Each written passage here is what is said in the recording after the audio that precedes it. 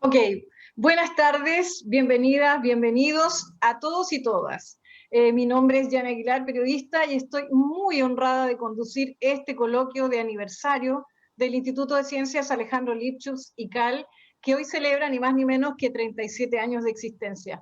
Este es un instituto que nace el 19 de diciembre del año 83, formado en medio de la dictadura cívico-militar, y que nace como parte del desarrollo de la política Rebelión Popular de Masas del Partido Comunista, esencialmente con el objetivo de contribuir a la defensa y desarrollo de una cultura y pensamiento crítico en ese contexto tan duro de persecución política. Bueno, para conmemorar estos 37 años, el instituto no más ni menos que hace lo que siempre ha hecho, ¿no es cierto?, que es tener debates, tener diálogos, conversaciones amplias, y este foro panel entrevista que tiene algo de eso también, lo vamos a hacer con destacados expositores que les voy a ir presentando más adelante. Antes de comenzar, quiero ofrecerle la palabra para que nos entregue un saludo a dos exdirectores de ICAL que estuvieron justamente a cargo del instituto en pleno periodo de la dictadura. Quiero ofrecerle la palabra en primer lugar a don José Cademartori, ex parlamentario, ministro de Economía. Muchas gracias, Pepe. Tienes la palabra para entregarnos un saludo. Gracias, Yani. Mi primer saludo es a todos los panelistas que van a participar. Los felicito por esta iniciativa, también a los dirigentes actuales del ICAL.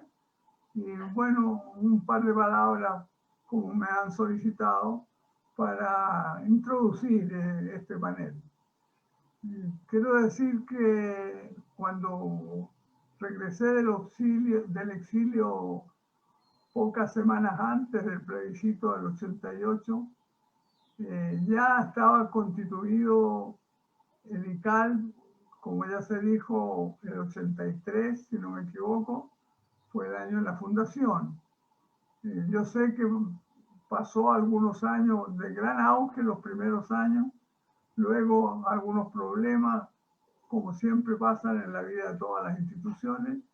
Nos encontramos tal vez a raíz de la crisis internacional, también del movimiento comunista a raíz de la caída de la Unión Soviética, y otros fenómenos también internos contribuyeron a ese periodo relativamente menos exitoso que los comienzos, que fue brillante.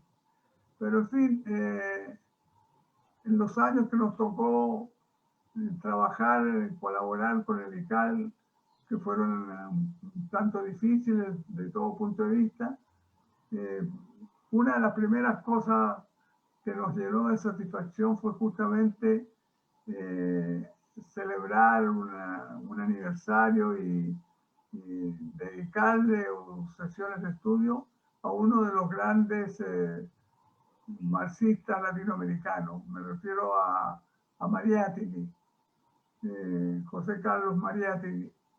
Y efectivamente se hizo eso con mucho éxito. Fue el punto de partida de una nueva etapa que empezó a retomar sus actividades anteriores y constituir también un polo de atracción para los estudios del marxismo de mucha juventud que siempre se ha interesado en estas materias.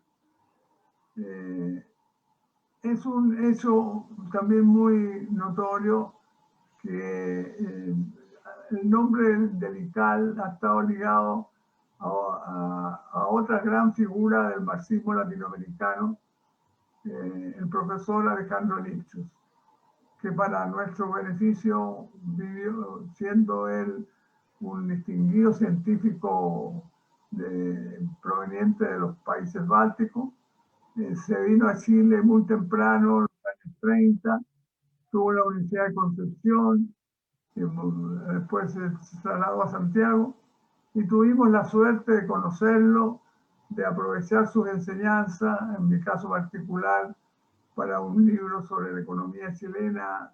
Yo me pude beneficiar de su conocimiento y brillantes estudios sobre los pueblos indígenas, y en particular sobre el pueblo mapuche.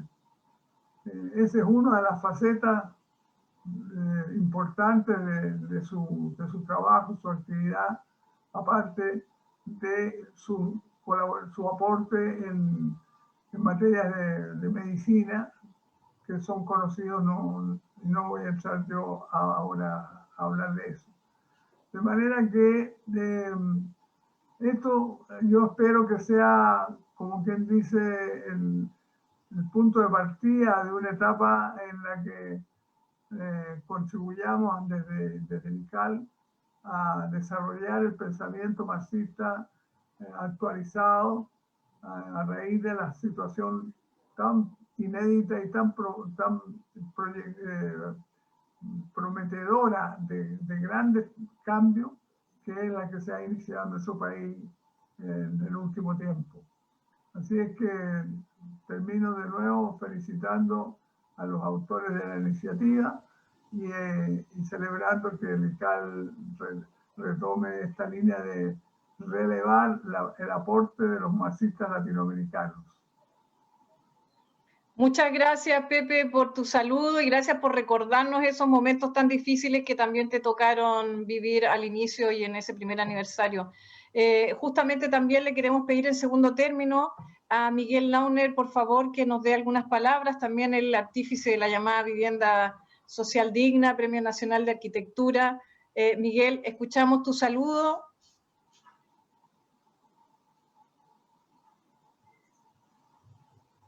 Bueno, aniversario del Instituto de Ciencias Alejandro Lipschutz, ICAL, del cual tuve el honor de presidir desde 1984 hasta 1989. Yo quiero decir que el ICAL fue la tribuna cultural de resistencia a la dictadura más importante en Chile. La creación de las áreas nuestras, por ejemplo, de economía, que fue la más importante de todas, impugnando el modelo que estaba poniéndose en práctica, que significa la demolición de toda nuestra industria nacional y de nuestro patrimonio en el campo de la producción, fue muy impactante. Nosotros emitíamos documentos permanentes, iniciamos la publicación de una revista llamada Cuadernos, de la cual creo que editamos en total unos 20 números, alimentada con las diferentes áreas que formaron el instituto: educación, vivienda, economía, salud, filosofía. Muy importantes fueron las escuelas de verano, que concitaron un gran número de adherentes, sobre todo gente modesta en las poblaciones que no tenía opciones, en fin, de mejorar en su conocimiento del marxismo, por ejemplo, y de los problemas que ocurrían en Chile con la transformación de nuestra economía. Recuerdo una publicación muy importante cuando el campo nuestro, la vivienda, la Junta se jactó de que estaba construyendo una vivienda cada 8 minutos. Nosotros le replicamos con un artículo que se llamó Una mentira cada 8 minutos, dejando en claro la precariedad de la obra habitacional de la dictadura comparada con la que habíamos hecho nosotros y los gobiernos precedentes, como el de Frei Montalva.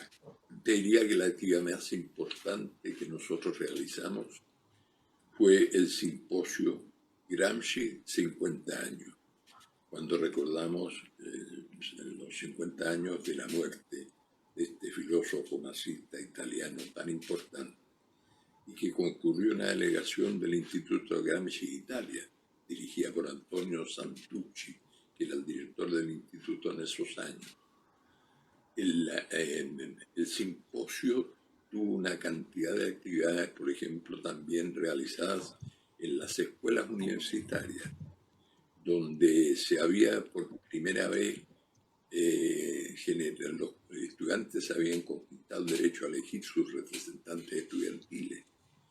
Y entonces recuerdo en el campo oriente de la Católica, por ejemplo, o en la Universidad de Chile, en la propia Casa Central, la Escuela de Derecho, un grande encuentro de estudiantes dando a conocer el significado de Antonio Gramsci.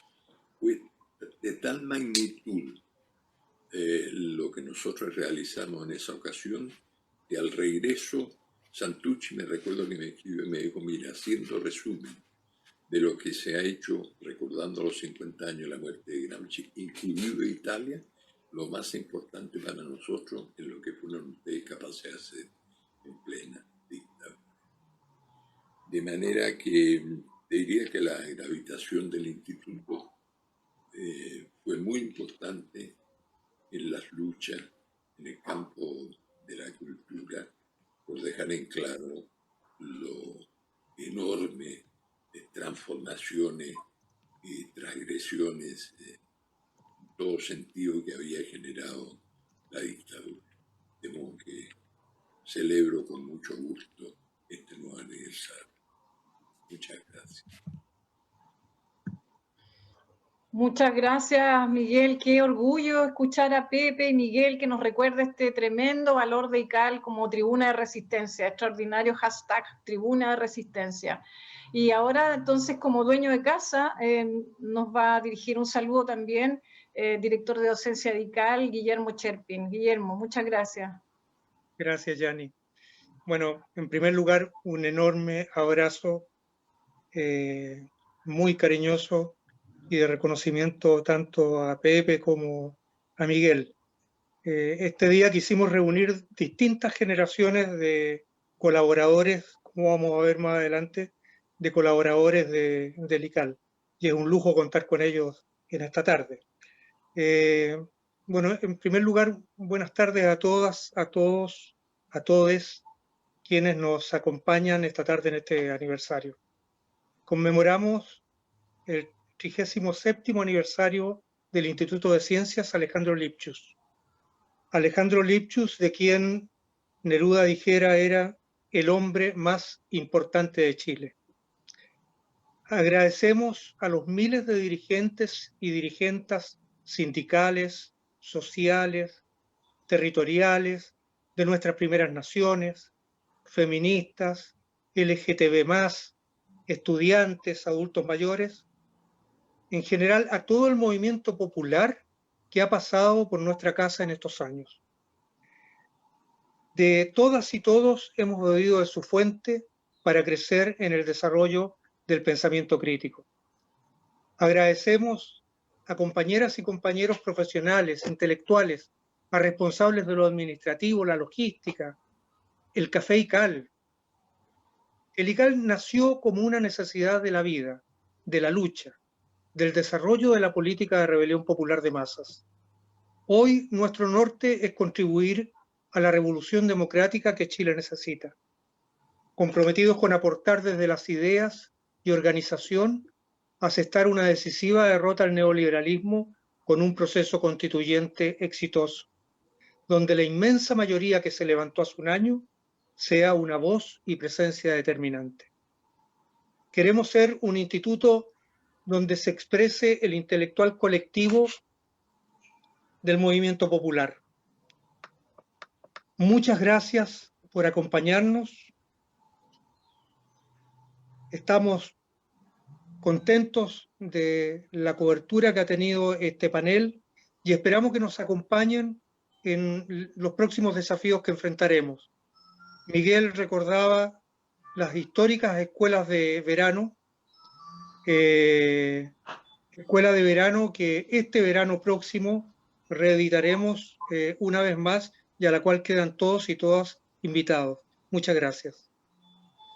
Muchas gracias, Guillermo, y con esta panorámica de cómo partió ICAL y cómo estos desafíos se mantienen vigentes, vamos a dar comienzo entonces a este foro panel entrevista.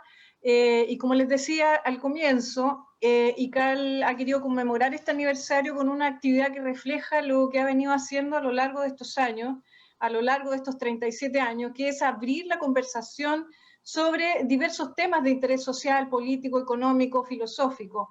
En esta ocasión no va a ser menos, y el tema sobre el que vamos a abrir un diálogo es parte de una pregunta y también de inquietudes que rondan en las izquierdas chilenas y también latinoamericanas, y que refiere a la mirada que podemos hacer desde el marxismo hacia el tema indígena. Marxismo-indigenismo, por ponerlo así en la onda hashtag que estamos, ¿no es cierto? Y qué mejor que hacerlo desde las interpretaciones y visiones de los primeros marxistas latinoamericanos ya mencionados por estas dos grandes presentaciones que nos han hecho, ¿no? Alejandro Lipschutz, científico, médico, académico, filósofo chileno, un hombre extraordinario que nos dio, que creó muchas cosas en nuestro país, entre medio de la Escuela de Medicina, entre otras, ¿no? Y José Carlos Mariátegui, escritor, periodista, político y filósofo peruano, personas que no es necesario nombrar, pero como tenemos de repente audiencia que puede llegar, es interesante contarles quiénes son estas personas para nosotros. Este es un tema contingente a la luz de lo que vamos a vivir en este tiempo, en nuestro país, cuando definamos la nueva institucionalidad con una nueva constitución, ¿no es cierto? Entonces, ¿cómo es que vamos a concebir esta coexistencia con los pueblos originarios en un nuevo concepto, en una nueva constitución? No son temas menores, no son temas zanjados y son vitales para el compromiso que la izquierda chilena establezca frente a la lucha de autodeterminación de los pueblos indígenas. Entonces, hoy día se están unificando todas estas luchas y hay distintos grupos sociales y necesitamos conocer las reflexiones de fondo, con fundamento, no al pasar, ¿no es cierto?, sobre qué nos trae el marxismo frente a estas posturas del indigenismo.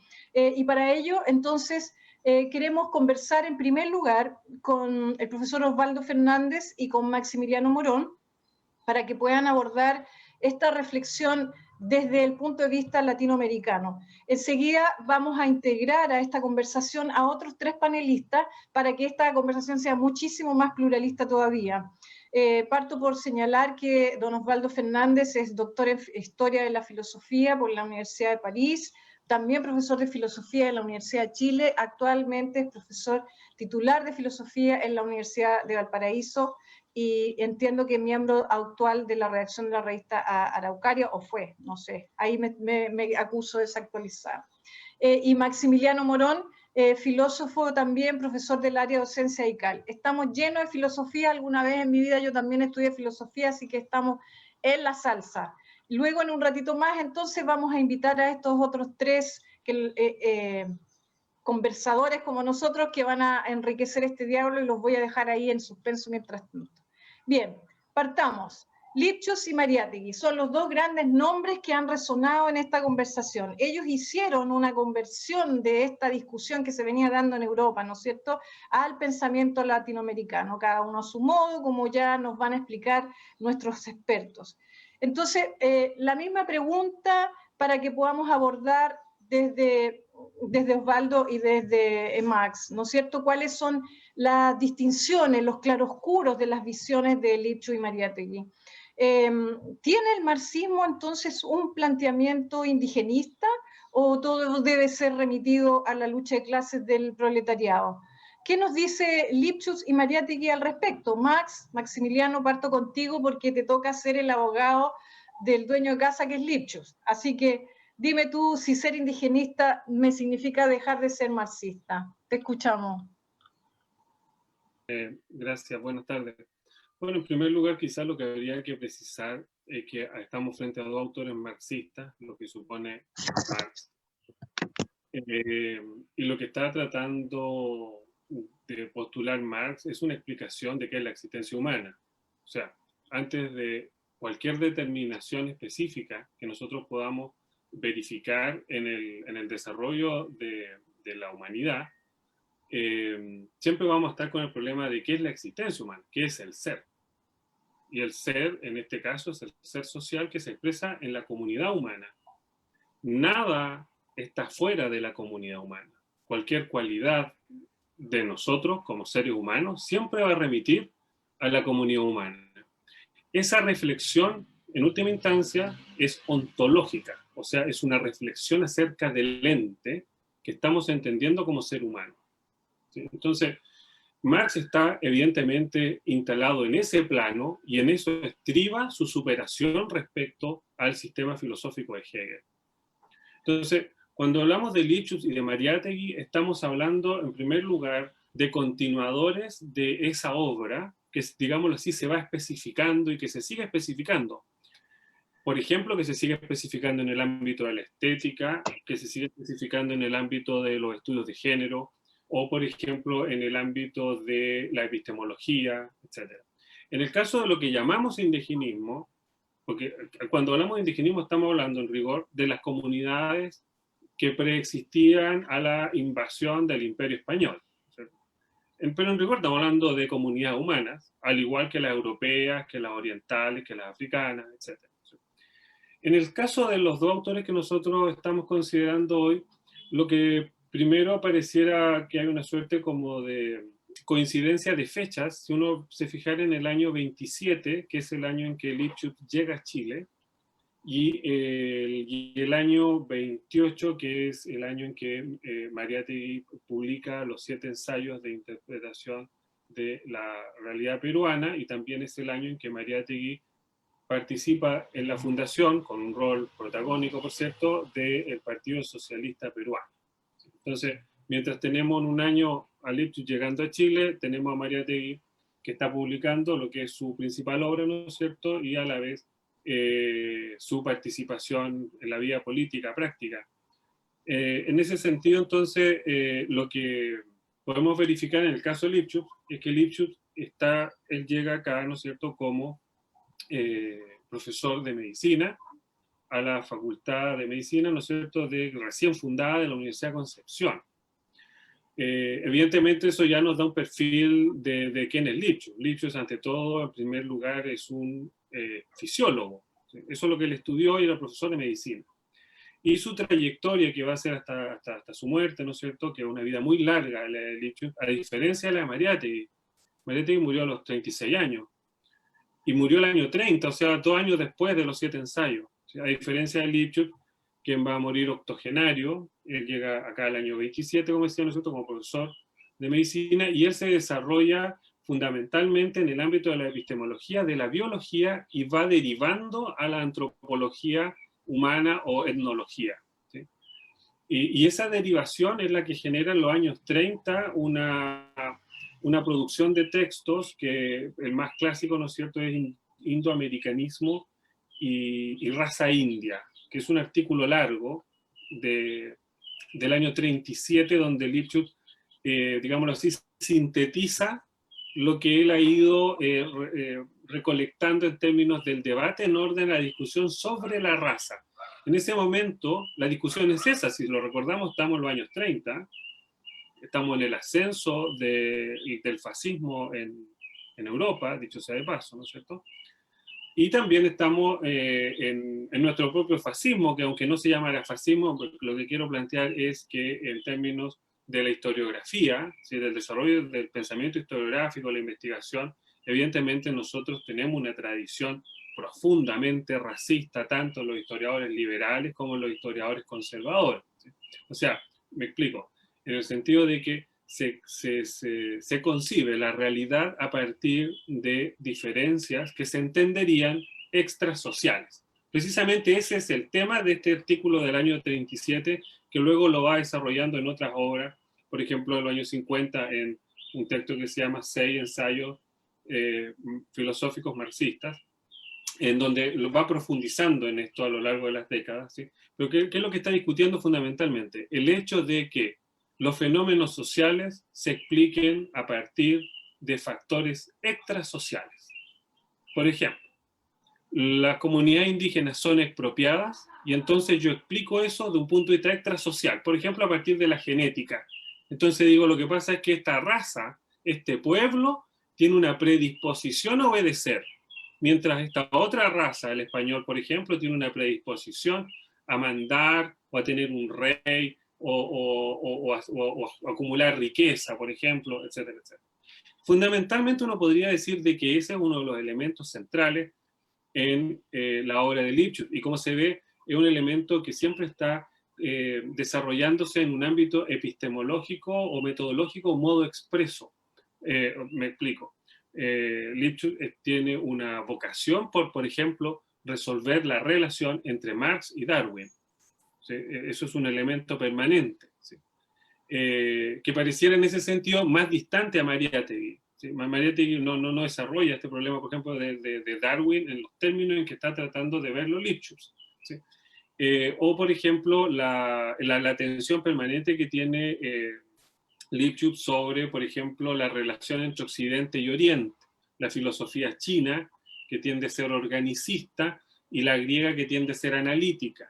Esa distinción hasta cierto punto le resulta cara a Lipschutz, porque Hegel en parte es un organicista, y en ese sentido Marx también, ¿sí? Y entonces el interés de Lipschutz siempre está, digámoslo así, en estos ámbitos metodológicos, y desde ahí él está enfocando los problemas concretos, como es el caso de que fundamentalmente la etnografía que desarrolló directamente Lipschutz, que refiere a los pueblos fueguinos. Él viajó, de hecho, a Tierra del Fuego, etc. Max, una preguntita, perdona, para ir entendiendo algunas cositas. Entonces, Lipschutz va desarrollando, junto con todas estas visiones de la época, de los años 30, etcétera, una visión también antropológica que va integrando lo que se va entendiendo por clase social, lo que se entiende por mundo agrícola, etcétera. ¿Hace un trabajo como de integración? ¿Cómo es? Él lo que más o menos está tratando de hacer es algo similar a lo que trata de hacer Mariátegui, en el sentido de que el objetivo es, digámoslo, hacer un mapa, ¿sí? Un mapa de las relaciones sociales, ¿sí? Y esas relaciones sociales del siglo XX en ese entonces, ¿no es cierto?, y del siglo XIX, evidentemente a la vez va a expresar la historia, o sea, expresar la historia colonial e incluso la historia precolombina. En ese mapa nosotros pudiésemos encontrar, digámoslo así, tres grandes continentes. Mariátegui expresamente en los 7 ensayos, en el primer ensayo dice, hay 3 economías. Aquí coexisten 3 economías, ¿sí? Una que sería la comunidad indígena, otra que serían las relaciones de tipo feudal que se han derivado de la encomienda y de la merced, ¿sí? Y por otra parte las relaciones capitalistas, propiamente tales, que tienen un fuerte anclaje evidentemente en la industria extractiva, o sea, en la minería fundamentalmente, ¿no es cierto? Que es algo que va a caracterizar el desarrollo del siglo XX. Nosotros en América Latina no tenemos un capitalismo industrial, tenemos un capitalismo extractivo, fundamentalmente en la minería, algo de manufactura, ¿no es cierto?, como son los trenes, el crecimiento de las ciudades, las curtiembres, etc. Y que entonces Lipschutz trata de hacer este mapa, que es parecido al que está tratando de hacer Mariátegui, ¿sí?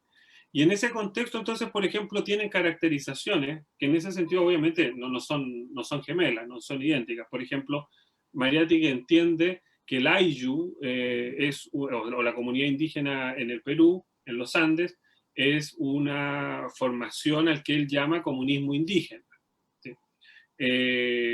Para Lipschutz, el Ayllu, la comunidad, o el Calpulli, en lo que hoy es México, ¿sí?, es una formación más bien híbrida, en el sentido de que se da en ella misma una concurrencia entre relaciones que Lipschutz llama señoriales indígenas, con un guión entre medio, y relaciones colectivistas, estatales.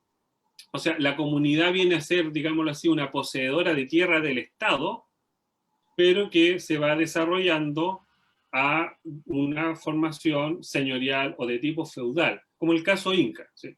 O sea, la comunidad en algún momento termina tributándole al Inca, ¿sí?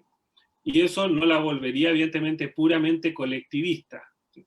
Y en ambos, no obstante, obviamente, cual sea el caso, la comunidad indígena no tiene propiedad privada, ¿sí? Por otra parte tenemos esto de la comunidad, aparte de la comunidad indígena tendríamos las relaciones de tipo feudal, que Mariátegui las entiende como feudalidad, pero también diferenciándola de Europa, en el sentido de que esta feudalidad es una feudalidad que se deriva de la encomienda, ¿no es cierto? La encomienda es el encargo que le hace el rey a un privado, que es el encomendero, y que a la vez es una suerte de funcionario público de cuidar, entre comillas, a los miembros de una comunidad, ¿sí? Entonces, de esto que es la encomienda, se derivaría esto que Mariátegui llama feudalidad, y que Lipschutz entiende como, la palabra que él usa es neofeudalismo hispanoamericano, ¿sí?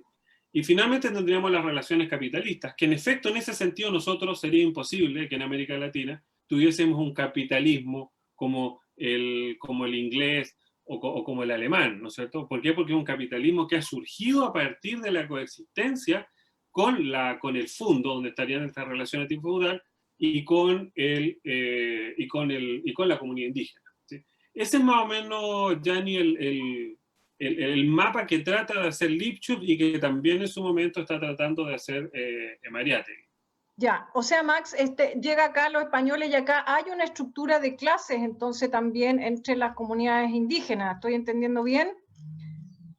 Claro, hay una diferenciación. Hay una diferenciación. La discusión ahí es hasta qué extensión tiene eso en términos de la realidad concreta de esas comunidades, pero en efecto el Inca tiene un ejército propio a partir de cuya acción las comunidades luego tienen que tributarle al Inca, ya no, por ejemplo, a una federación. Por ejemplo, el caso de la Federación Chanca, ¿no es cierto?, que es una reunión de comunidades, todas chancas, pero en algún momento toda la federación queda subordinada al Inca y tiene que tributarle al Inca. Ese tributo, que es renta de la tierra, muestra que evidentemente hay una relación de subordinación, pero no necesariamente es una subordinación de clase. Esto es una discusión actual. Por ejemplo, Baudelaire la desarrolló hasta hace muy poco, ¿sí? que quiere decir de que, en cierto modo, puede que, sin embargo, propicie una diferenciación de clase al interior. ¿Por qué? Porque el Inca, por ejemplo, va a privilegiar a algunos dentro de la comunidad y no a otros. Entonces, eso generaría una diferencia dentro de la comunidad. Ah, ok. ¿Te parece? Vamos a abordar con el profesor Osvaldo Fernández un poquitito cómo es que se da esta coexistencia de lo que tú mencionas de la propiedad comunitaria, una propiedad señorial, que es como de ya de la época precolombina, ¿no es cierto? No sé si esto se daba también en la cultura mapuche, entiendo que era un poco diferente en el caso de los incas, pero ¿cómo es que se daba esta como convivencia, ¿no es cierto? Ya con la llegada de los españoles, ¿cómo se arma todo este pool societal, profesor? Mira, lo que ocurre en América Latina, podríamos usar nosotros el concepto de sociedad asiática, ¿no? De despotismo asiático. Hay trabajo en este sentido con respecto a los incas. Concretamente, Maurice Godelier escribió un trabajo sobre el modo de producción asiático en Perú, que se daba también en México. Es decir, no había esclavitud, ¿no? La esclavitud era esporádica y era por razones precisas. En México era para los ladrones, ¿no? Que se les esclavizaba por un tiempo como castigo, y entre los incas la esclavitud funcionaba como premio a guerreros, qué sé yo, o comunidades díscolas. Ahora, yo quería inclinar la cosa por el lado del indigenismo, ¿no? Ahora, yo utilizo un concepto productivo para indigenismo cuya definición es la palabra que tiene el que no es indio sobre el indio. O sea, el indigenismo está hecho por los que no son indios, ¿no? Y en ese sentido tenemos que admitir, ¿no?, de que Alejandro Lipschutz y José Carlos Mariátegui no eran indios, ¿no? A pesar de que José Carlos Mariátegui era mestizo. Él se llama José Carlos Mariátegui Lachira, ¿no? Y fue hijo de una dirigente india. La típica relación entre un Mariátegui perteneciendo a la aristocracia castellana vasca, ¿no?, que huyendo de los chilenos, ¿no?, se refugia en un lugar donde conoce a esta chica y entonces se relaciona con ella, y aparecen los hijos y los hermanos de Mariátegui, fueron 3, ¿no? Ahora, entonces esa definición que yo hago señala un problema, ¿no? El hecho de que el representado no está integrado en el representante, ¿no? Es decir, el representante pertenece a una relación social y el representado a otro, ¿no? Ahora, el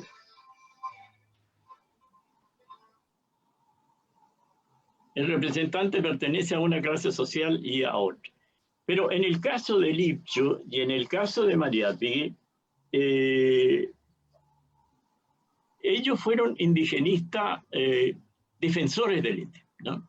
E incorporaron el tema del indio a su haber, ¿no? De diferentes maneras, es decir, he escuchado como lo ha hecho Maximiliano, ¿no? Lo que hace Alejandro Lipchuk. En el caso de Mariátegui, Mariátegui comienza a pensar en el problema indio en el año 24. ¿No? Él nace es decir, venía de Europa, había estado 3 años en Europa, había salido en 1919, ¿no? En una curiosa beca exilio, ¿no? O sea, fue presionado a salir, lo echaron del Perú, pero le dieron una beca y entonces vivió con esa beca en Europa 3 años y medio. Ahora, hasta ese momento él no era indigenista, es decir, el tema del indio no era el tema central de él, ¿no? Hay geografías sobre Mariátegui, ¿no? Que lo ponen indigenista de que nació prácticamente. No, es decir, Mariátegui se hace en el año 24. Y esa fecha es importante. ¿Por qué? Porque él acaba de llegar, ¿no? Ya lleva unos meses, un año casi en el Perú, y empieza a darse cuenta de la importancia y de la especificidad del Perú, ¿no?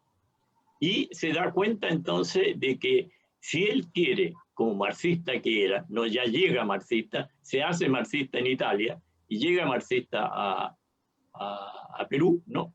En ese momento él se da cuenta de que la realidad social y económica del Perú no es la europea. No es allí donde él conoció el marxismo, ¿no? Y hay un problema entonces complicado, ¿no? Para él, ¿no? Es que asumir esa realidad significa asumir el problema del indio de un punto de vista marxista. Ahora, no había un punto de vista marxista con respecto al indio en ese momento, ¿no? Marx abre una vía muy importante, pero esa la estamos conociendo ahora, con manuscritos que recién se empiezan a conocer, ¿no? De Marx, fundamentalmente de los años 70 para arriba, en donde él se empezó a preocupar de lo que era la periferia del capitalismo, ¿no? Y habla de la India, habla de China, etcétera, ¿no? En esa época algo había conocido a Morgan, ¿no? Y a propósito de él dice algunas cosas, y por eso en el Capital incluso está mencionada la comunidad inca, ¿no? Junto con la India y otras comunidades. Ahora, entonces Mariátegui tenía que resolver ese problema, ¿no? Y para resolver ese problema, entonces, él toma las posiciones indigenistas de un gran indigenista peruano, ¿no? Que es el que da origen a todo el movimiento indigenista, que es Manuel González Prada, ¿no? Manuel González Prada tiene un ensayo, ¿no? Un ensayo donde lo dice todo, ¿no? Es decir, un ensayo que empieza haciéndose la pregunta de si dónde el indio sufrió más, en la colonia o en la república. La pregunta es infamante para la república. Sin embargo, González Prada la hace, ¿no? Y dice justamente que sí, que es en la república donde más sufre el indio, porque la colonia era finalmente la ocupación de un pueblo extranjero, digamos, y se justificaría lo que hizo. En cambio, en la república está la circunscripción vial, está la manera como se le persigue, la manera como los gamonales lo explotan, etcétera, etcétera, ¿no? Y termina con una cosa muy importante que va a ser la bandera de Mariátegui, que es que la emancipación india tiene que ser hecha por los propios indios. Entonces es un indigenista que sobrepasa el indigenismo, González Prada, ¿no? Y muestra entonces de que de los indios lo fundamental es que se preocupen los propios indios, ¿no? El movimiento indigenista. Ahora, ustedes tienen que tener en cuenta de que en el Perú, en el momento en que Mariátegui está hablando y en el momento en que González Prada está hablando, las 4/5 partes de la población eran indios. O sea, la inmensa mayoría de la población era indígena. Entonces, el indigenismo de él va en ese sentido. Lo integra a la nación que él quiere construir, ¿no? Lo integra a la nación que él quiere construir, ¿no? Y Mariátegui retuvo, como les dije, la opinión de Alejandro Manuel González Prada, en el sentido de que sean los indios quienes realicen su propia emancipación, y empieza a concebir el socialismo en el Perú en razón de los indios, con una frase así más o menos conclusiva, en donde dice que sin el indio no hay socialismo en el Perú. Y era la respuesta adecuada a la república que habían instalado los criollos, república aristocrática según Basadre, ¿no? Remedio de república, como la llamó González Prada, ¿no? Que se hizo sin el indio y contra el indio, ¿no? Entonces, el indio de Machu Picchu, podemos parafrasear a Neruda diciendo huele bien, ¿no? El indio real huele mal, ¿no? Es decir, es el indio que no se quiere, el indio que se desprecia. Entonces, profesor, profesor, perdone que lo interrumpa, me surge una inquietud. Esta organización indígena de los Cuatro Quintos que usted habla, ¿era ya una organización que tenía una especificidad? ¿Se podría hablar de que eran así como comunidades comunistas o algo parecido? ¿Tenían un tipo de organización social de ese tipo? Mira, Porque la organización social peruana nace ya en el Imperio Huari, es la fecha que yo tengo de mi conocimiento, ¿no? En el año 2500 a.C., ¿no? En esa época eran ya artesanos que tejían, etcétera, y no se puede hablar de indios en América Latina. Se tiene que hablar, como dijo bien Maximiliana, de comunidades indígenas, ¿no? Es decir, la concepción individualista del indio, el término de indio es indudablemente de una época en donde el individualismo prima, ¿no? Eran comunidades indígenas. Y el indio, el problema del indio en América Latina es el problema de la comunidad indígena. Por eso, voy a decir algo un poco complicado, ¿no? Simón Bolívar, ¿no? Que pasa como el gran líder de nuestras independencias, muy meritorio en muchos aspectos, fue el segundo presidente en el Perú y hizo entonces una modificación terrible, ¿no? Es decir, él declaró la propiedad indígena intransferible, ¿no? Y en ese sentido disolvió prácticamente las comunidades, ¿no? Y dejó que las tierras estuvieran en manos de los indios. Por eso todo el siglo XIX en el Perú fue un siglo de litigio en donde los gamonales hacían lo mismo que hacían los españoles con los alemanes en el sur con los araucanos, ¿no? Los embriagaban, que compraban o les quitaban parte de la tierra y después la iban a reclamar, ¿no? Las comunidades indígenas estuvieron todo el tiempo en eso. Eso lo pueden leer ustedes en El Mundo Ancho y Ajeno de Ciro Alegría, digamos, donde se ve claramente cómo una comunidad lucha contra el gamonal que se va apoderando de la tierra. Es decir, entonces cuando nosotros, ¿no? Tratamos de integrar al indio, ¿no? De civilizarlo a las comunidades indígenas, lo que estamos haciendo es un etnocidio, ¿no? Es decir, estamos liquidando la forma de vida que ellos tienen y queremos hacerlo entonces un ciudadano de una ciudad o un proletario, etc. Ahora, eso entonces la comunidad indígena y sigue siéndolo. Por eso Mariátegui veía que no era necesario en el Perú imaginar lo que podía hacer el comunismo. O sea, no era, para él no era una utopía, ¿no? Era algo que existía. O sea, era volver a recrear, digamos, algo, no digo a recrear porque se había mantenido en las comunidades, ¿no? Las comunidades iban huyendo por eso se remontaron en la sierra, ¿no? Escapando los gamonales, ¿no? Ellos cultivaban unas tierras, venían los gamonales, se apoderaban de ese, los indios subían a cultivar otras tierras, ¿no? Y por eso encontramos comunidades de 5.000 metros de altura en el Perú, ¿no? Entonces, eso está descrito por José María Arguedas en Jaguar Fiesta, por ejemplo, ¿no? Ahí ven ustedes bien el problema y la lucha cultural entre los gamonales y los indígenas con aquellos civilizados que no ven, digamos, el valor mítico de los indios. Ahora, para Mariátegui el mito funciona también con respecto al indio, pero no como un ser mítico, sino como él toma el concepto de mito de George Sorel, ¿no? Un marxista muy discutido francés, ¿no? Y para George Sorel el mito es algo que repite Mariátegui, el motor de la historia, ¿no?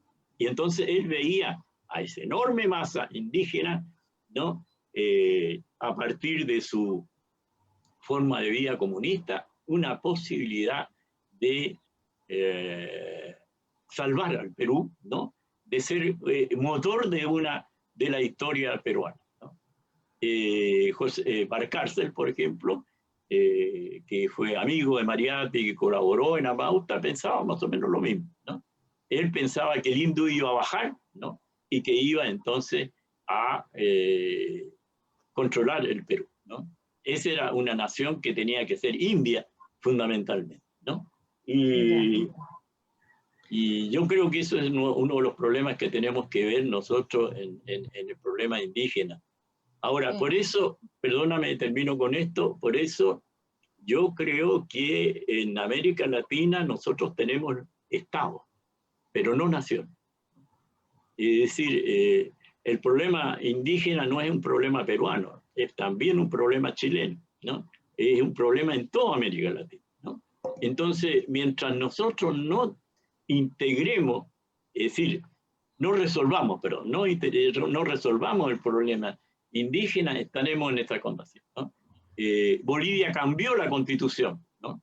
Cambió la constitución y no llamó república a Bolivia, sino una nación que comprendía también la forma de vida indígena dentro de ella, ¿no? Nosotros hemos combatido contra los indígenas hasta el día de hoy.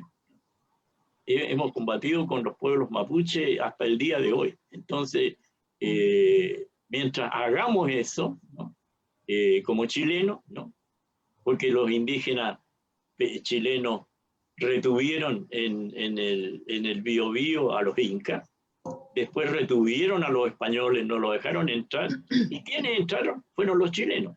Los chilenos que venían de invadir al Perú se trasladan a la Araucanía y operan la pacificación y entonces logran dominar a ese pueblo indómito. Yo creo que esa es una herencia, es decir, una deuda que nosotros tenemos enormemente con un pueblo aquí en Chile, y mientras eso no se solucione, no hay nación. No podemos hablar de Chile como nación. Eso. Gracias, profesor. Yo quería saber si Lipschutz estaba de acuerdo con esta tesis de Mariátegui de comunismo indígena. No sé si antes de pasar a integrar al resto de nuestros panelistas a la conversación, no sé si Maximiliano, como abogado defensor de Lipschutz, me puede decir algo sobre esta tesis que tiene Mariátegui, o algún comentario para agregar. No, tienes que sacar tu audio, o sea, eso. Bien, no, lo que quiero decir es que lo principal, desde el punto de vista teórico, evidentemente hay una discusión, por cierto, que es una discusión también de la época, la tesis del comunismo indígena está en otros autores, por ejemplo, en el Imperio Socialista de los Incas, que fue una especie de clásico, ¿no es cierto? Pero también no es un asunto exclusivamente latinoamericano. Por ejemplo, tenemos que recordar que a fines del siglo XIX, más bien en el tercer tercio del siglo XIX, por ejemplo, Vera Zasulich, intelectual rusa, le envió una carta a Marx, ¿no es cierto?, preguntándole si la Община, o sea, la comunidad rusa, puede ser la base del socialismo ruso. En ese movimiento político que se llamaba los Narodnik, los populistas, ¿sí? Palabra que hoy en día se usa para designar cualquier cosa. Lo que quiero plantear es que eso fue una discusión rusa en su momento, ¿sí? Pero, ¿dónde aquí está el punto? En este sentido, está también en la derivación política que tiene esa discusión teórica, ¿sí? La derivación política consiste fundamentalmente en que la comunidad indígena pareciera, que es lo que el profesor Osvaldo acaba como de enfatizar, ¿no es cierto? La comunidad pareciera que va a ser la base de la construcción del socialismo latinoamericano. Y eso evidentemente puede también entenderse a partir del concepto de mito, por ejemplo, el compañero que Osvaldo estaba diciendo, ¿no es cierto?, de lo que se denomina el retorno de la comunidad. O sea, que una intuición latinoamericana, que en parte la tenemos también producto de que somos una sociedad mestiza de inquilinos liberados. ¿Sí? Todas nuestras abuelas, nuestras bisabuelas vivían en el campo, ¿sí? Y la gran mayoría de esas bisabuelas no eran las propietarias, no eran las latifundistas, sino que eran las chinas, como la cultura patronal designaba, ¿no es cierto?, a la mujer campesina, a la mujer y al inquilino, que sería el roto, ¿no es cierto? Entonces, en esa intuición popular, que también sean los mexicanos, etcétera, ¿no es cierto?, la liberación, la lucha contra la opresión, es la lucha contra el dueño del fondo. Entonces, la intuición que hay es que la revolución va a ser la recuperación de la tierra, que antes fue del indígena, y en ese sentido habría una suerte de reencuentro con las generaciones pasadas, explotadas directamente por los españoles, que fueron la población que fue reducida en encomienda. Y esa vendría a ser una suerte como de retorno, ¿sí? Esa idea del retorno, evidentemente, es parte del imaginario latinoamericano. Perfecto. Gracias, Maximiliano. Entonces, ahora, no sé si les parece, vamos a abrir esta interesantísima conversación a otros 3 panelistas que están presentes en esta sala para que podamos enriquecer lo que Max ha señalado justamente como las derivaciones que tiene esto en la política, ¿no es cierto? Y vamos viendo entonces tenemos aquí a Raquel Aránguez, magíster en Historia de la Universidad de Santiago de Chile, Cecilia Holguín, socióloga encargada de comunicaciones del Instituto Alberto Neumann, y Joaquín Molina, doctorando en etnología de la Universidad de Bonn, y allá se está, creo, muriendo de frío, nada más ni menos que en Bonn, ¿no es cierto? Ya. A partir de esta discusión, diríamos epistemológica, como lo ha señalado inicialmente Max, sobre este marxismo, indigenismo, me gustaría poder preguntarles a ustedes que enriquezcan este debate con los impactos que tiene en nuestra manera de ver y convivir con los pueblos originarios. ¿Cuál es esta mirada racista, ¿no es cierto?, que persiste en nuestra sociedad, que se va a expresar permanentemente en la Constitución, en las normas, y en todo el fenómeno espantoso de la expropiación de las tierras indígenas? Entonces, la pregunta es, ¿de cuántas formas más seguimos negando al indígena? Y sobre todo porque ahora tenemos un debate constitucional, ¿no es cierto?, muy apremiante. No sabemos si tenemos que hacer un capítulo especial para los pueblos indígenas, como piensan algunos, o esto es transversal en toda la Constitución. Entonces, ahora que vamos teniendo y van confluyendo las luchas reivindicativas, y todos están contra el capitalismo, ¿no es cierto? Entonces, esta es una tremenda oportunidad para poder hacer de nuevo este pacto constitucional que nos define institucionalmente como un país Estado-nación, como decía el profesor Osvaldo.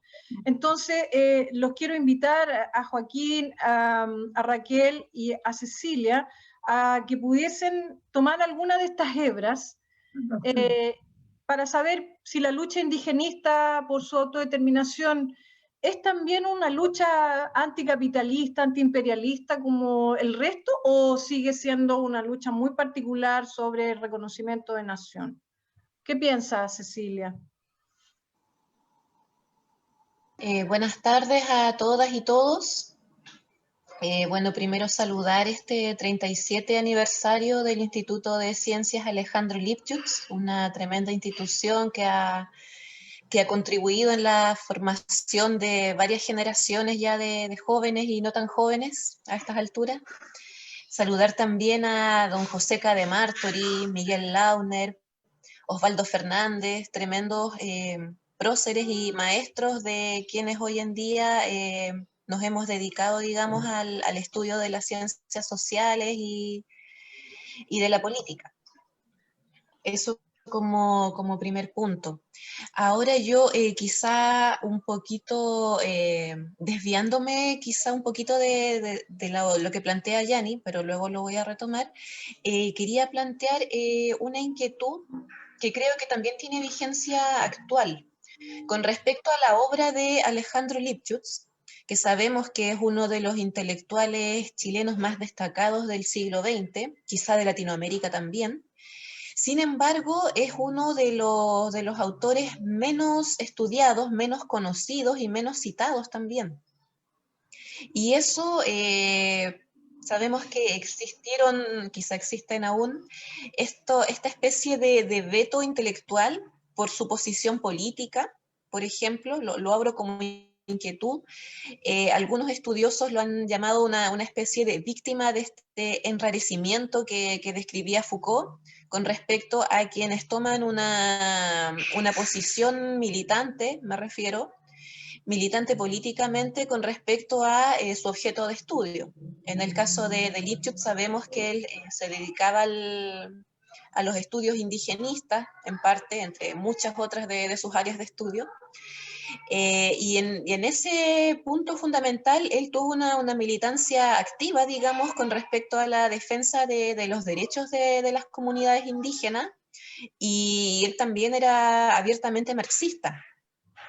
Entonces, ¿de qué forma esa parte de su vida, digamos, esa parte militante, política, influyó e influye también hoy en día en la discriminación dentro del campo intelectual y dentro de, no sé cómo llamarlo, como de su legado?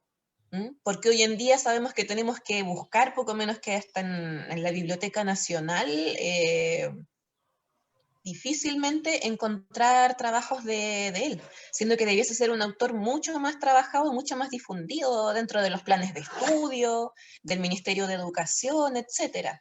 Entonces, esa es como mi primera inquietud. ¿De qué forma a ver, no sé cómo llamarlo, quizá lo que hablamos hoy en día del apoliticismo o de esta sobrevaloración de la independencia política también influye en pensadores como Lipchitz y en su trabajo?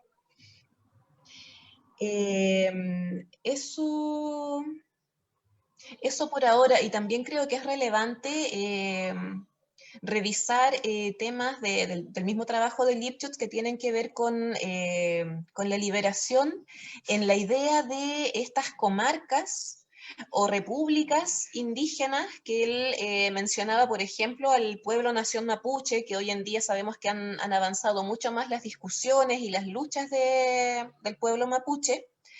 Pero de qué forma esas ideas que él ya trabajaba en el siglo pasado son, digamos, van en la misma línea que hoy en día el pueblo nación mapuche pelea, o al menos parte del pueblo nación mapuche que sí creen en una nueva constitución, estarían de acuerdo con ello, digamos. Con desarrollarse como una comarca dentro de territorio chileno, entre comillas, como también lo podrían hacer algunos pueblos al norte, etcétera. Eso lo dejo como idea, Yanni. Ya, gracias Cecilia, qué bueno que entonces existe el ICAL para poder dar a conocer la obra de Alejandro Lipchuk. La verdad, tú tienes mucha razón de que ha estado en el olvido y la ignominia, siendo un personaje tan trascendental para nuestro país. Bueno, yo sigo teniendo esta inquietud. Yanni? Sí, por favor. Yanni? Sí. No, es que acabo de leer un chat en donde dicen, por favor, no llamar a los indígenas indios. Indio es peyorativo. Yo creo que es muy importante detenerse en eso. Yo lo iba a decir, por eso que lo digo. Indio es un término abusivo y equivocado, ¿no? Es decir, porque Colón cree haber llegado a la India, ¿no? Y por eso nos llamamos indios. Y después se lo colocaron a todos, digamos, a todo tipo de civilización, a todo tipo de organización, a todo tipo de pueblo. Yo a veces cuando hago clases de esto le digo, mira, es lo mismo que de repente los marcianos nos invadieran, digamos, y nos llamaran a todos lunáticos, porque están equivocados creyendo que han llegado a la luna, y nosotros decimos no somos de la Tierra, no, además no le diríamos somos de la Tierra, somos chilenos, pero de todas maneras pasaríamos todos a tener un mismo término. Ahora, ese término es indio, ¿no? Y de ahí entonces pasa a ser un término, yo estoy de acuerdo con el que lo puso, infamante. Pero yo pregunto, ¿infamante para quién? No. ¿Infamante para quién? Digamos, infamante para los que pusieron ese término y para los que han impuesto ese término, ¿no? Para el chileno común que le dice al niño, mira, no te portís como indio, ¿no? Pórtate bien, ¿no? Está en el lenguaje común, por favor, ¿no? Entonces, yo lo señalo porque son los criollos los que finalmente hicieron del indio el vencido, ¿no? Y es por eso que le puedo decir, y lo pasaron a la última escala de una estratificación social jerárquica, ¿no? En donde estaban entonces en el final de la escala que comenzaba por los blancos, los españoles, los criollos, y después cuando nos pasamos a la República desaparecen los españoles, siguen los criollos blancos en la altura, y para abajo, digamos, el mestizaje, y al final del mestizaje, los indios. Entonces, yo creo que el término hay que mostrarlo porque la vergüenza es nuestra, no de los indios. Buen punto, profesor.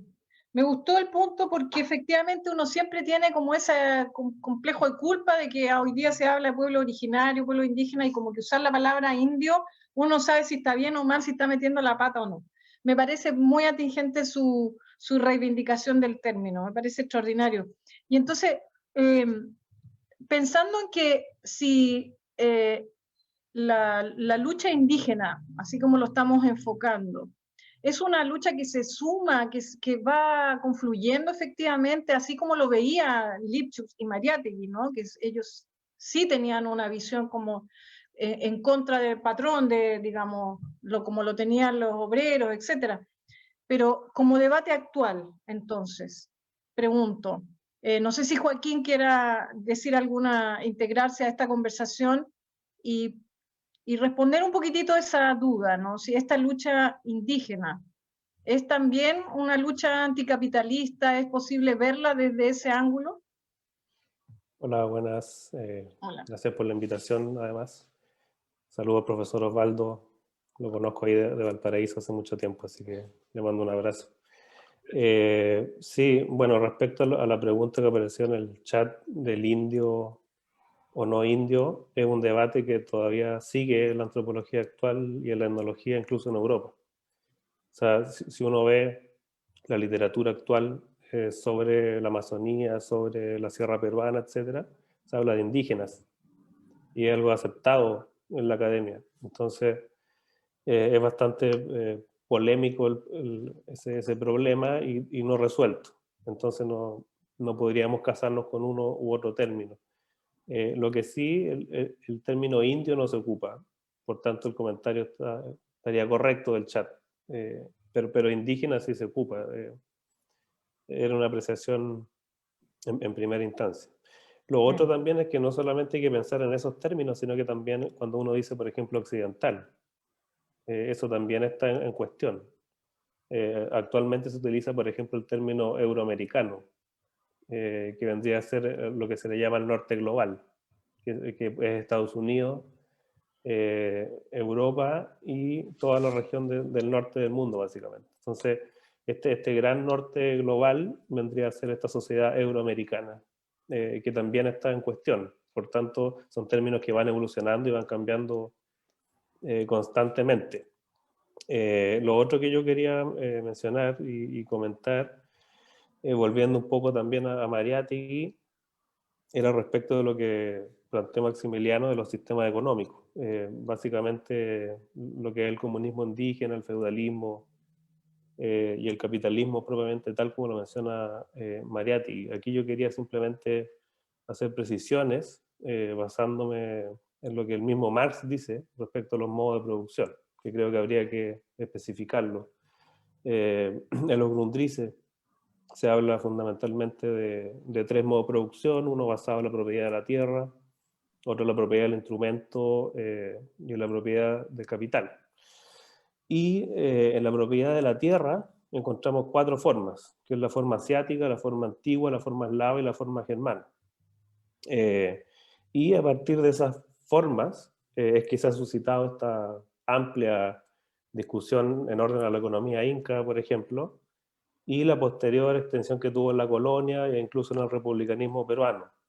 Entonces este término del modo asiático también resulta problemático porque, por ejemplo, podríamos decir que Mariátegui ni la conoció. Eso lo dice Flores Galindo en la agonía de Mariátegui. Entonces son términos que son bien difíciles de plantear como que se dijeron tal cual. Por cierto que también hay debates al respecto, por ejemplo, de Murra, Godelier, Metro, donde sí se debate respecto al tema del modo asiático. Lo que sí es real es que se ha abandonado esta noción del comunismo indígena, que sostenía también Luis Bodine del Imperio Socialista de los Incas, como dijo Maximiliano, porque, por ejemplo, los estudios de Murra sobre la época incaica, él decía que se podían identificar relaciones que podríamos llamar como forma asiática, en razón de que los ayllus, por ejemplo, entregaban una renta al Cusco. Pero también se constata una existencia de relaciones esclavistas, por ejemplo, como en el caso de las Akyas o los Llana, que eso lo plantea Murra. Entonces, si se fijan, son varios modos, por así decirlo, que estarían a la vez. Y la forma asiática, como se planteó por el profesor Fernández, también estaría emparentada a esto del despotismo hidráulico oriental de Wittfogel según Godelier. Entonces aquí lo que me falta y considero que también hay que mencionar es que cuando hablamos de esta comunidad indígena, lo que hay que tener en cuenta también es el valor de la reciprocidad, que es este modo económico especial de las comunidades. Entonces, en este caso, el valor, probablemente tal, en el caso de la sociedad andina indígena, se entiende categorialmente bajo el prisma de la reciprocidad y como una forma que es mesurable, pero con una equivalencia entre productos. Por tanto, esto es propio de una sociedad de mercado y ahí viene la confusión, porque sin dinero se logran grandes obras como el Machu Picchu, por ejemplo, sin un peso. Entonces eso es bien difícil de entender, cómo uno genera estas enormes obras públicas sin la forma dineraria. Entonces esto tiene que ver también con estas formas de reciprocidad, que yo creo que no se ha hablado mucho hasta ahora y que deberíamos discutirlo quizás si tenemos el tiempo más adelante. Joaquín, para entenderte bien, tú lo que estás planteando es que esta comunidad indígena entonces, al no trabajar el dinero, el capital, trabajaba en la lógica de la reciprocidad, así como la cosa del trueque, eso, ¿no? ¿Estamos hablando de eso o algo más sofisticado que eso? Sí, o sea, en realidad no se llamaba trueque en estricto rigor, sino que hay modos de reciprocidad. Y los más fundamentales, según algunos autores, son la voluntad, el guaje-guaje y la minca, que son las tres grandes formas de reciprocidad.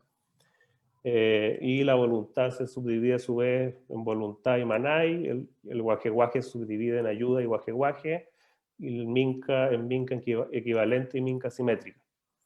Entonces son distintas formas de reciprocidad que se dan. Por ejemplo, para dar un ejemplo bien corto, una minca asimétrica, por ejemplo, cuando se le pide un favor a un apu, a un dios de un cerro o una montaña, y después hay que devolver ese favor. Entonces, el dios te da un favor que podría ser espiritual, entonces, ¿cómo yo le devuelvo ese favor al dios si yo no tengo esa capacidad espiritual? Entonces, sería una minca simétrica. Entonces, estas formas de reciprocidad son bien específicas y finas, o sea, no es que sea trueque solamente, sino que hay varias categorías.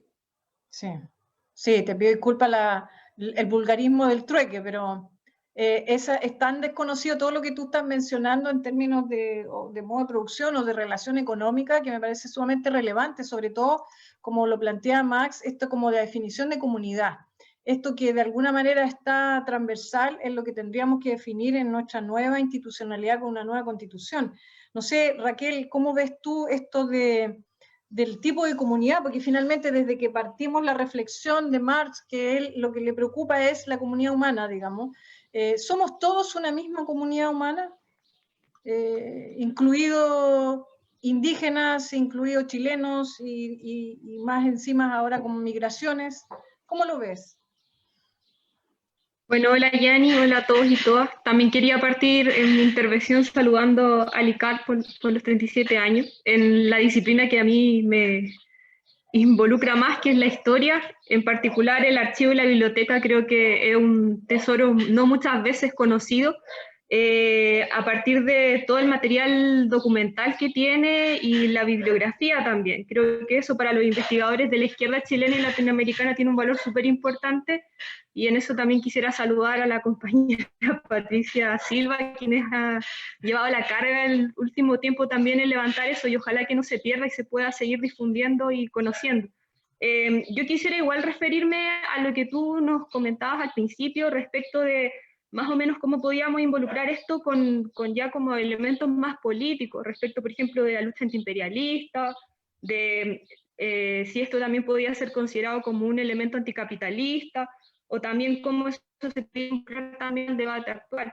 Respecto al primer punto, yo creo que también es súper importante, por ejemplo, entender el proceso chileno y el proceso como de relación del Estado chileno con las comunidades indígenas, donde se funda también ese conflicto, como un proceso que parte en su origen por la imposición de un modo imperialista. O sea, como lo decía bien Maximiliano, cuando se traslada toda esta idea de la recuperación de la tierra en el siglo XIX, de cuando el Estado chileno recién se está armando, en la cual se manda, por ejemplo, a colonos en función de que hagan productiva esa tierra, porque se tiene toda esta lógica de que finalmente los indígenas, como el Estado en ese momento lo entiende, desde una mirada súper imperialista en esa lógica, como en esos marcos, no son productivos, no apoyan al desarrollo nacional. Creo que finalmente se funda en ese problema, y eso también tiene que ver con una concepción que es súper diferente respecto de la relación con el medio que tienen los pueblos indígenas, los pueblos originarios, y que finalmente es un tema también súper actual y que tiene que ver también con toda la problemática medioambiental que hoy día está presente, y que son temas que también nos hacen mirar un poco el pasado, y todos estos temas que ha instalado en un minuto el profesor Lipschutz o Mariátegui respecto de cómo se relaciona también el mundo indígena con su medio, con la naturaleza. Yo creo que eso también es profundamente anticapitalista, y en el caso de tal vez los movimientos actuales se está mirando también mucho. Y en ese sentido también creo que sería importante, a propósito de lo que estábamos hablando, de la exclusión a la integración también de estas miradas respecto a la discusión más actual y vigente que se está dando, rescatar también nuevamente, como bueno, se ha hecho acá, los debates que se dieron durante el siglo XX a propósito de estos dos autores, que a mí me parece súper interesante, durante la década de los 20, los 30, en el caso del profesor Lipschutz, cómo también el problema indígena se trata de incorporar en un proceso de proyección de futuro. No solamente como un problema del pasado, algo que está como arraigado muchos siglos atrás, sino que también algo que nos permite entender la realidad actual y también proyectar el futuro, como lo decía, por ejemplo, el profesor Osvaldo Fernández, me parece súper interesante. Y también acá hay un tema que releva mucho Lipschutz, que respecto de la problemática indígena en China y en América Latina, y cómo esto también puede ser aprovechado por los proyectos sociales en la construcción de lo que hoy día podríamos traducir como proyectos plurinacionales, o sea, entendiendo que hay distintas identidades al interior de una misma nación. Cuando instala esta idea del doble patriotismo, ¿cierto?, en su escrito, cómo a propósito que una comunidad nacional tiene conciencia de la existencia de pueblos indígenas y cómo también esos pueblos indígenas tienen una relación con esa nación, permite como un círculo virtuoso que de alguna forma puede proyectarse como una fuerza social. Yo creo que eso también es súper importante lo que plantea Lipschutz, y también otro elemento que me parece en el texto del indoamericanismo y raza india, en el cual aborda la temática respecto de que en un futuro, en esa época, pensando en la construcción de los proyectos socialistas en América Latina, cómo incluso estos como estados indígenas, esta identidad indígena, en un futuro podrían constituirse como verdaderas naciones o repúblicas federales en una América que sea socialista. Yo creo que es súper interesante ese debate de la recuperación como del pasado y cómo esto también tiene una proyección a futuro respecto de los debates y las discusiones que estamos dando. Sí, muchas gracias, Raquel, justamente porque ese es como lo apremiante, ¿no es cierto?, de cómo nos iluminan las luces de marxistas latinoamericanos como Lipschutz y Mariátegui para también orientar el debate de los constituyentes, los constitucionales, los convencionales, digamos, que van a ir a escribir esta constitución, y cuáles son las visiones que nosotros tenemos que traspasar, digamos, a esto, ¿no? Cecilia quería hacer un aporte también sobre eso que tú estás señalando a propósito de la lucha antiimperialista, de cómo se suma la lucha de los indígenas, de los pueblos originarios a esta lucha antiimperialista, anticapitalista. Cecilia. Sí, yo, bueno, quería agregar con respecto al tema de cómo confluyen, digamos, las luchas con la lucha anticapitalista también, que yo creo que lo podemos constatar muy nítidamente cuando observamos lo que está ocurriendo en toda América Latina. Por ejemplo, con los movimientos de recuperación del agua, tierra y la vida en México, en Guatemala, en Nicaragua, y también en el cono sudamericano, porque entendiendo que estos recursos naturales son básicos para la vida y son básicos también para la vida de los pueblos indígenas, que son quienes han resguardado estos recursos para la subsistencia de la humanidad completa. Y vemos cómo el capitalismo más salvaje va depredándolo todo, partiendo por el agua. En el caso más emblemático es nuestro país, lamentablemente, en que comunidades enteras, como en Petorca, ya no tienen acceso al agua, por ejemplo, o en el sur, cuando vemos que el lago más cristalino de Latino, al menos de Sudamérica, está en poder de comunidades mapuche, porque son ellos quienes han mantenido la pureza del agua de los lagos y están resguardando, digamos, el futuro de la humanidad, claramente. O sea, es así de claro. Si no entendemos que la lucha anticapitalista tiene que partir también por los bienes naturales, los recursos naturales que protegen las comunidades indígenas, es que no estamos entendiendo que el capitalismo es lo que nos está depredando a todos. Partió con las comunidades indígenas, arrebatándoles las tierras, arrebatándoles el agua, la cultura, la lengua, la autonomía política, todos derechos que ellos hoy día luchan por recuperar, y en eso claramente tenemos muchos puntos que trabajar en conjunto, y puntos que también debiesen estar contenidos en la nueva Constitución, por cierto. Eso. Ok, muchas gracias. Hay una arista que que también podrían hacer algún comentario, ya que nos estamos acercando hacia el final del programa, aunque a ustedes les parezca entretenido, hay que ir terminando, pero les quería pedir, así como en una ronda final todos, ¿qué pasa con esta relación con el campesino? Hace poco tiempo leía un documento que señala que Chile es mucho más agrario, digamos, mucho más rural de lo que se supone o que todos suponemos, porque vemos las urbes aplastando todo. Entonces, ¿qué pasa con esta relación campesina? Porque muchas veces las comunidades indígenas, por el hecho de explotar la tierra, son tratados como campesinos también. Entonces, ahí, ¿cómo clarificamos esa identidad? No sé si hay alguien que se quiera inscribir con esa duda o quiera decir otra cosa. Esto es libertad. Profesor, usted es el más valiente. No, es otra cosa que voy a decir, ¿no? Ah, ya, perfecto, dele nomás. Como tú dijiste otra cosa, yo me aprovecho. Ya, muy bien, me parece. Mira, es sobre el problema que ha estado rondando en las preguntas, que es la relación entre indigenismo y marxismo.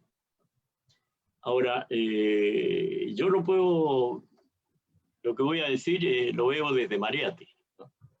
Es decir, Mariátegui se encontró con un objeto inédito, que era el indigenismo. Y se encontró a su vez con el hecho de que el marxismo que él conocía no tenía respuesta para esta situación inédita.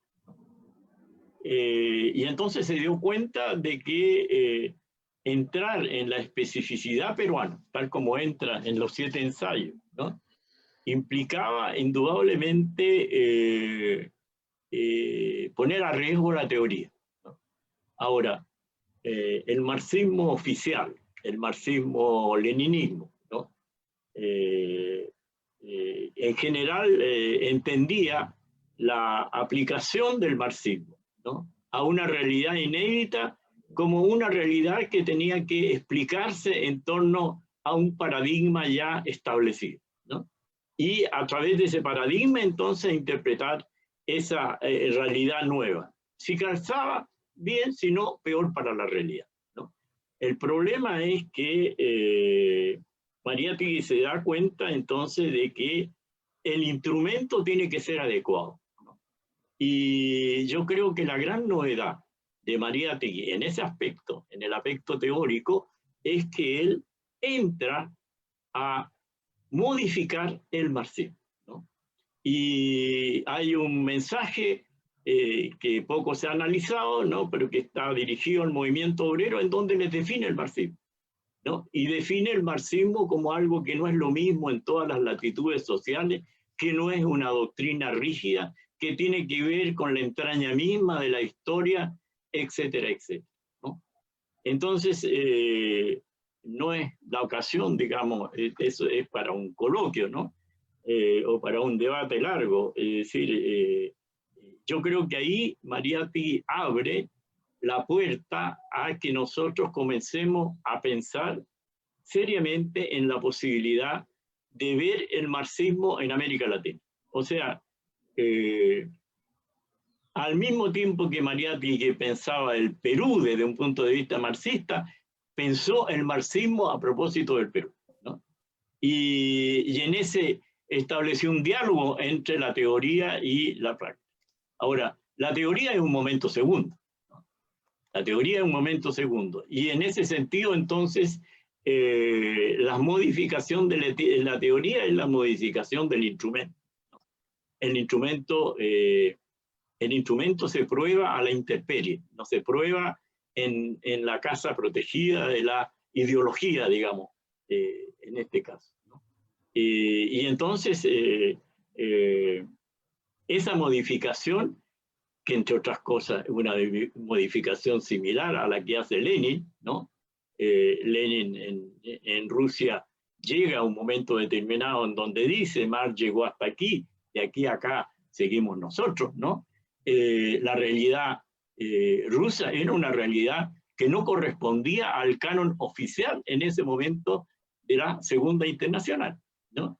Y si él respondía al canon de la Segunda Internacional, tenía que decir en Rusia, bueno, tenemos que esperar, compañeros, de que aquí se desarrolle el capitalismo, Alemania viene antes que nosotros, esperemos a Alemania para hacer la revolución rusa, ¿no? Sin embargo, hizo la revolución. Entonces, Mariátegui al mismo tiempo hace una modificación similar, ¿no? Porque ¿con quién iba a hacer la revolución si el proletariado estaba limitado a Lima y Callao y era un proletariado incipiente todavía, y la otra gran parte del proletariado eran un proletariado semi-indígena en los enclaves azucareros y en los enclaves mineros, ¿no?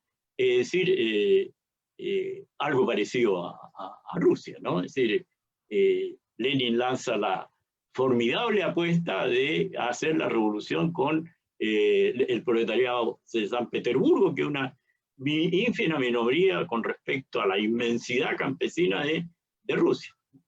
Entonces, con esto quiero decir de que ahí hay un tema a debatir interesante, ¿no? Es decir, cuál es el rol de la teoría, ¿no? Y cómo debemos usar la teoría, y Mariátegui creo que dejó una buena experiencia en ese sentido. Muchas gracias, profesor. ¿Hay alguien que quiera complementar o rebatir lo que dice el profesor?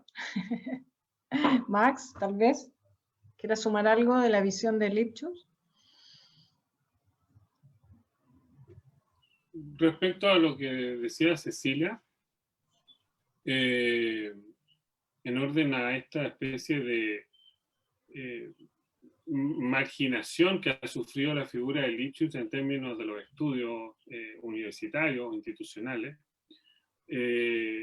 sencillamente quería agregar que en efecto, bueno, junto a otros autores evidentemente, el resultado de la dictadura militar evidentemente se expresa en una censura intelectual e ideológica que duró todo el desarrollo del régimen, pero que luego se hereda también, y en este sentido la historia del pensamiento y de las investigaciones viene más bien a expresar lo que pasa también afuera de la biblioteca, afuera de los centros de estudio, en el sentido de que con el fin de la dictadura no es que se haya recuperado la bibliografía que los militares quemaron, ¿sí? O que prohibieron, o a cuyos investigadores se exiliaron, torturaron, incluso asesinaron.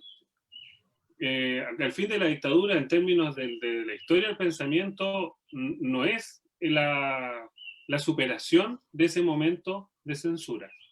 Es más bien una suerte de variación, ¿sí? Desde el mismo marco, ¿sí? Tenemos que recordar que la dictadura generó rectores, decanos, directores de carrera, etcétera, ¿no es cierto?, designados, ¿sí?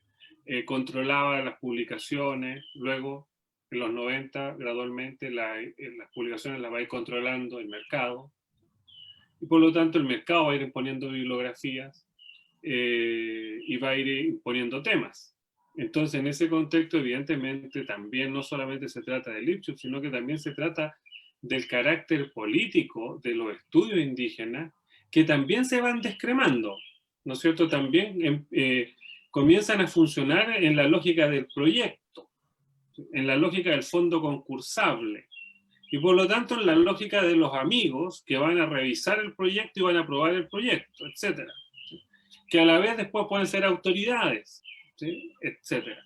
O sea, creo que ese punto que estaba mencionando, sí, evidentemente, como dice el profesor Osvaldo, también daría como para una conversación de horas, ¿sí?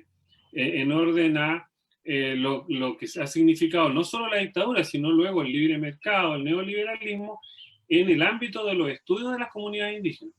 No tenemos que olvidar también que, por ejemplo, es parte también de los estudios indígenas los famosas investigaciones de impacto ambiental, que son pagadas por las mismas empresas para, por ejemplo, las empresas mineras, para avalar las inversiones en minería de manera tal de intervenir en los territorios de las comunidades, ¿sí? Y eso a veces lleva, eso lleva el timbre de la ciencia social, ¿sí?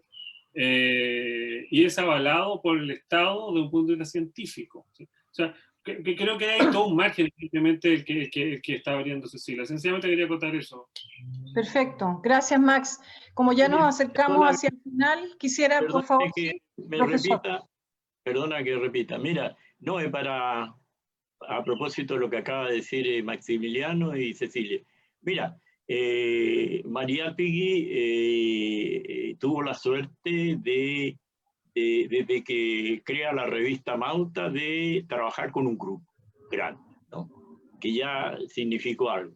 De todas maneras, la intervención de Rabine, intervención de la Tercera Internacional, estaba destinada a borrar el mariateguismo de la izquierda peruana, ¿no? Y lo declara. Después, en los años 70, los hijos empiezan a publicar la obra de él, ¿no? Y entonces comienza a haber coloquios sobre él. Paralelamente viene la introducción en los años 60 de Gramsci en América Latina, ¿no? Es decir, Aricó tiene una interesante idea de que es que la presencia de Gramsci ayudó a la presencia de Mariátegui, ¿no? Y entonces de ahí viene ya los investigadores serios e importantes sobre Mariátegui, que le dieron peso y su extensión a todo el mundo en ese momento, ¿no? Yo creo que es una colectividad la que tiene que hacer eso, ¿no? Y creo que en ese sentido lo que dice Cecilia no está cobrando una deuda, digamos, ¿no? O sea, nosotros deberíamos hacer algo con respecto al pensamiento de Alejandro Nietzsche, es decir, coloquio, publicaciones, etcétera, etcétera, ¿no? Es decir, creo que está por una parte lo que dice Maximiliano, ciertamente, el silencio, pero ellos van a tratar de silenciar siempre, ¿no? ¿Ah? Y bueno, estamos nosotros que tenemos que gritar, pues, de que nos escuchen. Eso no. Muchas gracias, profesor. De todas maneras, esa le queda como tarea al encargado de docencia del ICAL, a nuestro querido Guillermo Cherpin, para que planifique de inmediato una línea de difusión de las tareas de los avances del Lipschutz en esta materia, cómo aterrizó el marxismo en estas materias del indigenismo, por ejemplo, ¿no? Guillermo, ¿lo es posible? Yani, sí. Justo te estaba escribiendo para que lo difundiera. Ocurre que el próximo año, que lo estamos planificando, pero ya hay una planificación avanzada, marzo del próximo año hasta la primera semana de abril, desarrollamos un ciclo sobre Mariátegui, precisamente en sociedad con el CEPIB, que es el centro de la Facultad de Humanidades de la Universidad de Valparaíso, y que dirige Osvaldo, en conjunto con un grupo de académicos y estudiosos del centro. Eso va a ser durante todo el mes. Y después viene un ciclo sobre Lipschutz. Posteriormente desarrollaremos otro ciclo sobre Recabarren y posteriormente sobre Rosa Luxemburgo. Entonces, quiero decir, Mariátegui y Lipschutz están en el primer semestre del próximo año en el debate y el intercambio de el instituto.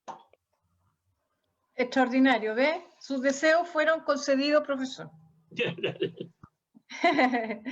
Bien, entonces para cumplir con lo que hemos prometido al principio de tener no conversaciones largas, lateras infinitas, con todo lo interesante que han sido todo lo que ustedes han puesto sobre la mesa, quisiera saber si hay alguien que quiera completar alguna idea que por ahí le quedó dando vuelta, que quisiera agregar hacia el final. Díganme, Raquel, Joaquín. Yo quería agregar respecto a una pregunta que hay acá en el chat. Dice Enrique Pacheco: buenas tardes, como peruano puedo dar fe de que aún existe la reciprocidad y la minca en casi todo el Perú rural, incluso en áreas urbanas. Qué bonito. Es un poco lo que estaba comentando en mi intervención, que el capitalismo en Perú principalmente no fue apabullante a tal nivel de que desapareciera la reciprocidad, sino que se mantiene de manera subyacente hasta la actualidad, como dice Enrique. Entonces, eso hace que, por ejemplo, José María Arguedas, en su estudio sobre la sierra del centro, de la zona del Valle del Mantaro, por ejemplo, diga que ahí es donde confluye la visión india y la visión moderna de una manera más o menos simétrica. Entonces, eso también es importante de ver, que en algunas zonas, más que en otras, esta comunión entre, no sé, el mercado moderno con reciprocidad sea de una manera más armónica. No en todas partes, obviamente, pero en algunas zonas sí. También creo que los estudios de Arguedas son importantes en esto porque también han sido defenestrados por la academia. Por ejemplo, no se le estudia en sus estudios etnográficos, en su trabajo enorme que tiene etnográfico en el Perú, y pasa el mismo efecto que con Lipschutz, que en el fondo solo algunas personas lo estudian y queda en el olvido. Entonces también hay que retomar estos personajes que han sido dejados atrás por la historia. Eso. Muchas gracias, Joaquín. Guillermo, va a que sumes a tu ciclo, porque no solo vamos a hablar del nuevo modelo de desarrollo, también el modelo de intercambio, ¿no es cierto? Aquí estos principios de la reciprocidad son iluminadores al respecto, así que anota a tu lista un ciclo más. Ok, ¿alguien más que quiera agregar algo que tenga en la punta de la lengua, que quiera completar? Jan y yo. Dele. También para que Guillermo agregue al ciclo, a propósito de la relación que tú planteabas entre campesino e indígena, yo quisiera como agregar que creo que es un proceso que durante el siglo XX está muy entremezclado, a partir de también la misma forma de tenencia de la tierra que existe en Chile, a partir de la hacienda, la concentración en grandes propiedades. Eso hace que quienes no tengan en un minuto acceso a la explotación de la tierra, hablo de los inquilinos, de los mapuches también que fueron, o indígenas que fueron despojados de su tierra, generen toda una movilización en torno a este problema que va a tener después su derivación en todo lo que va a ser el proceso de la reforma agraria. Eso ha tenido muchos cambios desde que pasó desde mediados del siglo XX hasta ahora, atravesado también por el proceso de la dictadura, pero finalmente igual hoy existe un problema que tiene que ver con la concentración de la tierra en grandes transnacionales, en grandes propietarios, que también entran en contradicción con nuevos actores que anteriormente o por donde están ubicados se relacionaban con esta tierra. Hablo de los pequeños campesinos, indígenas también, quienes son explotados por estas mismas transnacionales, por ejemplo los temporeros, etcétera, y eso también abre todo un debate que también puede hacer que hay puntos en común que derive la formación de ciertos movimientos que instalen temas que sean actuales ahora para que también hablemos respecto de cómo ellos se pueden resolver. Yo creo que eso también es interesante para abrir otro tipo de diálogos que hablan de un problema que trasciende desde el pasado a formas distintas hoy día, pero que también tiene puntos en común y que se puede ir arrastrando de esa forma. Te agradezco mucho, Raquel, que lo traigas a colación, porque para que Guillermo no pare nunca de hacer ciclos, para cuando haya una nueva aniversario de la reforma agraria le podamos poner este ingrediente, po. ¿Ah? Y no sea solo el episodio, el histórico de la reforma, sino que toda aquella implicancia. Bien. No sé, ya parece que nadie más quiere agregar algo. Guillermo, te quiero dar la palabra para que tú puedas cerrar esta extraordinaria conversación que hemos tenido con estos invitados maravillosos que tú convocaste. Te doy la palabra para que tú puedas cerrar este encuentro. Muy brevemente, un agradecimiento enorme a todos, a ti también, Yanni, porque la dinámica del intercambio tiene mucho que ver también con tu conducción. A todos quienes han participado. Además, creo que la dinámica que se dio finalmente, tanto en panelistas como en quienes comentaron, aportando a necesidades de debate e intercambio futuros, para nosotros como instituto son enormes. Es como que hubiésemos tenido una reunión para planificar el próximo año. Exacto. Lo tendremos en cuenta. Les agradecemos enormemente la colaboración, la asistencia. Los dejamos invitados a que próximamente vamos a publicar lo que será nuestra escuela de verano, que será la tercera semana de enero. Así que Resérvense ahí unos 3 días para que se inscriban y asistan a esta escuela. Nada de lo que nos han pedido quedará en el olvido, se los presentaremos en el plan del próximo año. Así que un abrazo a todos y muchas gracias. Muy bien, muchas gracias. Saludo a todos. Muchas gracias por la participación. Gracias. Gracias. Chao. Chao, gracias.